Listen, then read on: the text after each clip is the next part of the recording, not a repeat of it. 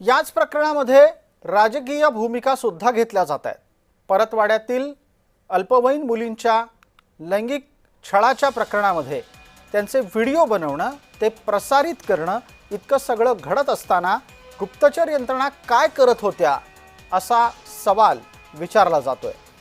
राज्याचं गृह खातं पूर्णपणे झोपलेलं आहे अशा स्वरूपाची टीका काँग्रेसच्या नेत्या यशोमती ठाकूर यांनी केली आहे। त्यांनी मुख्यमंत्र्यांवर निशाणा साधलाय। तर रवी राणा यांनी मात्र हे मुद्दे खोडून काढले आहेत। रवी राणा यांच्याकडून भूमिका व्यक्त केली जात असताना आरोपीला जन्मठेपेची मागणी करण्यात येते आहे। परतवाड्याचं प्रकरण असो किंवा नाशिकचं प्रकरणाचं तुम्हाला दिसलंच काय आहे ते। त्याची बायको गायब होऊन जाते, पोलिसांना दिसत नाहीये। त्याचा मुलगा खराबचा गायब होऊन जातो, पोलिसांना दिसत नाहीये। परतवाड्यासारख्या शहरामध्ये ह्या भानगडी होत आहेत, दिसत नाही। खुफिया करते काय? होम मिनिस्ट्रीचं धाक नाहीये। म्हणजे मुख्यमंत्र्यांनी त्यांचे सोर्सेस अजून वाढवण्याची गरज आहे।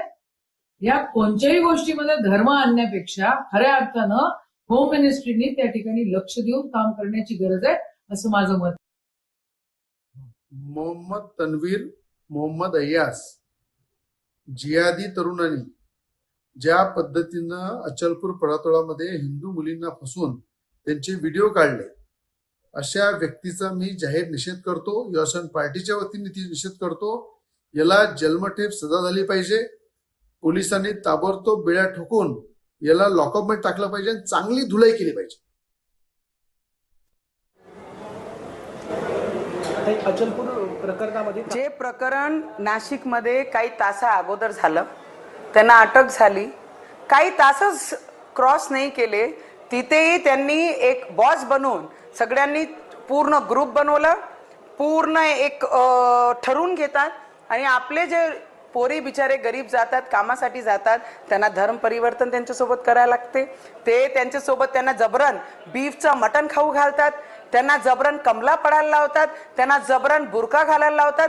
काही तासही नाही झाले त्यांना अरेस्ट केल्यानंतर आज आमच्या अमरावतीमध्ये परत ती घटना अचलपूर परतवाडामध्ये होते, जिथे 150 पेक्षा जास्त व्हिडिओ व्हिज्युअल एक मुलांनी आमची मुलींसोबत अत्याचार करून त्याचे व्हिज्युअल काढले आणि online video social media YouTube सगळेच सोशल मीडिया प्लॅटफॉर्मवर त्यांनी व्हायरल केले। मला एक प्रश्न विचारायचा आहे, जेवढेही सेक्युलरिझमवादी पॉलिटिशियन लोक आहे ना, त्यांना माझा प्रश्न आहे, सेक्युलरिझम